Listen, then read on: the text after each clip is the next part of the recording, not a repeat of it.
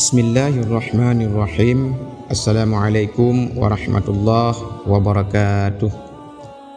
Sahabat Al-Faqir yang dirahmati Allah, pada pertemuan kali ini kita masih akan melanjutkan pembahasan kita yang sebelumnya, yaitu tentang penciptaan alam semesta. Di pembahasan yang lalu kita sudah memaparkan beberapa ayat yang terdapat dalam Al-Quran mengenai terciptanya langit dan bumi. Namun pada pertemuan kali ini kita akan menjelaskan perihal bumi diciptakan dalam dua masa. Prinsip penting yang perlu kita kedepankan ketika membahas masalah azali, yaitu kejadian masa silam atau masalah gaib secara umum, adalah tidak memberikan rincian tanpa bukti dan dalil yang sahih. Sebatas teori tidak bisa dijadikan acuan, karena Allah tidak akan menanyakan masalah gaib yang kita tidak tahu dan yang tidak disebutkan dalam dalil. Tentang masalah penciptaan langit dan bumi, Allah tegaskan dalam Al-Quran dalam surah Al-Kahfi ayat 51, "Aku tidak menghadirkan mereka untuk menyaksikan penciptaan langit dan bumi, dan tidak pula penciptaan diri mereka sendiri." Dalam fatwa Syabakah Islamiyah dinyatakan, rentang 6 hari yang Allah jadikan waktu penciptaan langit dan bumi sifatnya gaib. Tidak ada satupun manusia yang menyaksikannya, tidak pula makhluk Allah lainnya. Allah Subhanahu wa Ta'ala menceritakan proses penciptaan alam semesta dalam Al-Quran. Ada yang bersifat global dan ada pula yang lebih rinci. Dalam penjelasan global, Allah menegaskan bahawa Dia menciptakan langit dan bumi selama 6 hari. Allah tegaskan hal ini di 7 ayat dalam Al-Quran. Di antaranya dalam surah Al-A'raf ayat ke-54 Allah berfirman, "Sesungguhnya Tuhan kalian yaitu Allah, Dialah yang menciptakan langit dan bumi dalam 6 hari. Kemudian Dia beristiwa di atas Arasy."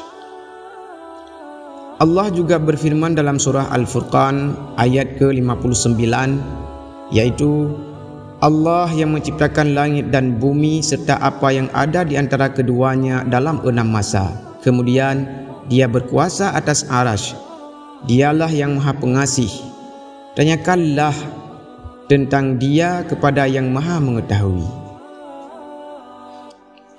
Kemudian dalam surah Qaf ayat ke-38 juga disebutkan, "Sungguh aku telah menciptakan langit dan bumi serta segala yang ada di antara keduanya dalam 6 hari, dan aku tidak merasa letih." Keterangan lainnya Allah sebutkan dalam surah Yunus ayat ke-3, surah Hud ayat ke-7, Al-Furqan ayat ke-59, juga dalam surah As-Sajadah ayat ke-4 dan Al-Hadid ayat ke-4. Di samping penjelasan global, Allah juga memberikan penjelasan lebih rinci di surah Fussilat ayat 9 sampai ke-12. Di ayat 9 Allah menyebutkan, "Katakanlah, pantaskah kamu ingkar kepada Tuhan yang menciptakan bumi dalam 2 masa, dan kamu adakan pula sekutu-sekutu baginya? Itulah Tuhan seluruh alam. Dia diciptakan pada bumi itu gunung-gunung yang kokoh di atasnya. Lalu Dia memberkahi dan menentukan makanan-makanan bagi penghuninya dalam 4 masa yang cukup untuk kebutuhan mereka yang memerlukan." Dalam surah Fussilat, Allah Ta'ala juga menyebutkan dalam ayat 11, "Kemudian Dia menuju kepada penciptaan langit, dan langit itu masih merupakan asap. Lalu Dia berkata kepadanya dan kepada bumi, datanglah kamu keduanya menurut perintahku dengan suka hati atau terpaksa." Keduanya menjawab, "Kami datang dengan suka hati." Maka Dia menjadikannya 7 langit dalam 2 hari.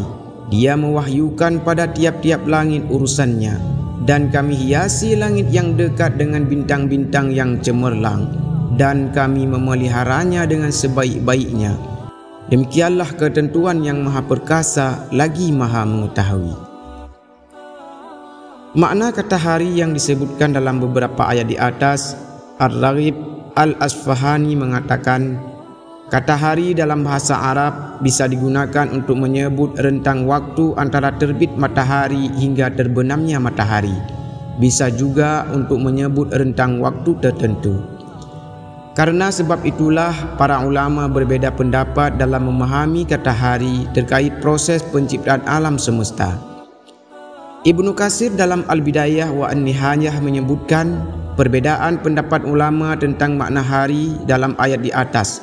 Beliau menyatakan ada dua pendapat ulama tentang makna kata hari terkait penciptaan langit dan bumi. Pendapat pertama, maknanya sebagaimana makna hari yang dikenal manusia, dimulai sejak terbit matahari hingga terbenamnya matahari. Ini merupakan pendapat jumhur atau pendapat mayoritas ulama. Pendapat kedua, bahawa satu hari dalam proses penciptaan alam semesta itu sama halnya seperti 1000 tahun dalam perhitungan manusia. Ini merupakan pendapat yang diriwayatkan dari Ibnu Abbas, Mujahid, Ad-Dahak, Ka'ab Al-Ahbar dan pendapat yang dipilih oleh Imam Ahmad sebagaimana keterangan beliau dalam Ar-Rad ala Al-Jahmiyah.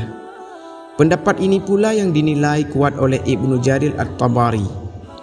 Di antara ulama yang berpendapat bahawa satu hari sama dengan 1000 tahun adalah Al-Qurtubi. Beliau mengatakan dalam tafsirnya, dalam waktu 6 hari maksudnya adalah hari di akhirat, bahawa satu hari sama dengan 1000 tahun karena besarnya penciptaan langit dan bumi. Ada dua hal yang perlu dibedakan terkait proses penciptaan langit dan bumi. Pertama, mengawali penciptaan atau ibtida al-khalqi, dan yang kedua yaitu penyempurnaan penciptaan atau taswiyah al-khalqi. Dalam surah Fussilat ayat 9 hingga 12 di atas, Allah menyebutkan bahawa Dia menciptakan bumi terlebih dahulu sebelum langit, sehingga secara ibtida al-khalqi bumi lebih awal dibandingkan langit. Namun penyempurnaan bumi baru dilakukan setelah Allah menciptakan langit. Ketika menafsirkan surah Fussilat di atas, Ibnu Katsir mengatakan Allah menyebutkan bahawa Dia menciptakan bumi terlebih dahulu karena bumi ibarat pondasi, dan pertama kali harusnya dimulai dengan pondasi, kemudian setelahnya adalah atap, sebagaimana yang Allah firmankan dalam Al-Quran. Dialah Allah yang menciptakan segala apa yang ada di bumi untukmu, kemudian Dia menuju langit. Lalu Dia menyempurnakannya menjadi 7 langit, dan Dia maha mengetahui segala sesuatu. Ibnu Katsir melanjutkan dengan menjelaskan firman Allah di surat An-Nazi'at. Apakah penciptaan kamu yang lebih hebat, ataukah langit yang telah dibangunnya? Dia telah meninggikan bangunannya, lalu menyempurnakannya, dan Dia menjadikan malamnya gelap gulita, dan menjadikan siangnya terang benderang. Dan setelah itu bumi Dia hamparkan. Darinya Dia pancarkan mata air dan ditumbuhkan tumbuh-tumbuhannya, dan gunung-gunung Dia pancangkan dengan teguh. Semua itu untuk kesenanganmu dan untuk hewan-hewan ternakmu.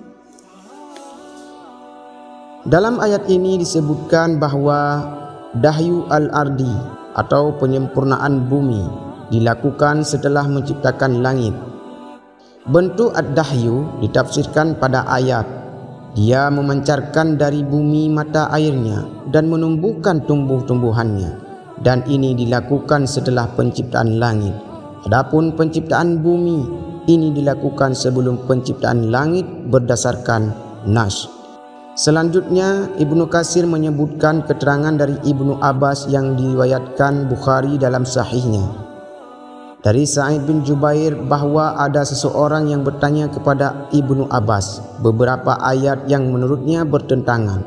Di antaranya firman Allah tentang penciptaan langit dan bumi. Orang ini menanyakan di surah An-Nazi'at ayat ke-27 sampai dengan ayat 30, Allah menyebutkan bahawa Dia menciptakan langit sebelum menciptakan bumi. Sementara di surah Fussilat ayat 9 dan 12 Allah menyebutkan bahawa Dia menciptakan bumi sebelum menciptakan langit. Kemudian Ibnu Abbas menjawab, Allah menciptakan bumi dalam 2 hari, kemudian Dia menciptakan langit, kemudian Dia beristiwa ke atas langit, lalu Allah sempurnakan langit dalam 2 hari yang lain. Kemudian Allah menyempurnakan bumi.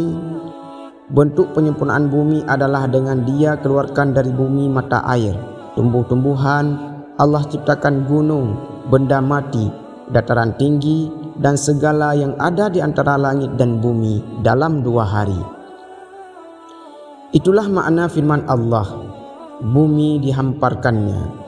Sementara firman Allah, Dia menciptakan bumi dalam 2 hari. Diciptakanlah bumi dan segala isinya dalam 4 hari, dan diciptakan semua langit dalam 2 hari. Hadis riwayat Bukhari secara muallaq sampai Al-Minhal. Kesimpulan dari keterangan Ibnu Abbas radhiyallahu an, Allah menciptakan bumi 2 hari, belum sempurna dan belum ada isinya. Kemudian menciptakan semua langit dalam 2 hari, dan terakhir Allah mengisi bumi dengan tumbuhan gunung, benda-benda dalam 2 hari. Sahabat seiman yang dimuliakan Allah, semoga apa yang kami sampaikan bermanfaat dan menjadi amal jariah bagi kita semua. Rabbana atina fid dunya hasanah wa fil akhirati hasanah wa qina adzabannar. Allahumma salli ala sayyidina Muhammad wa ala ali sayyidina Muhammad. Amin ya rabbal alamin. Assalamualaikum warahmatullahi wabarakatuh.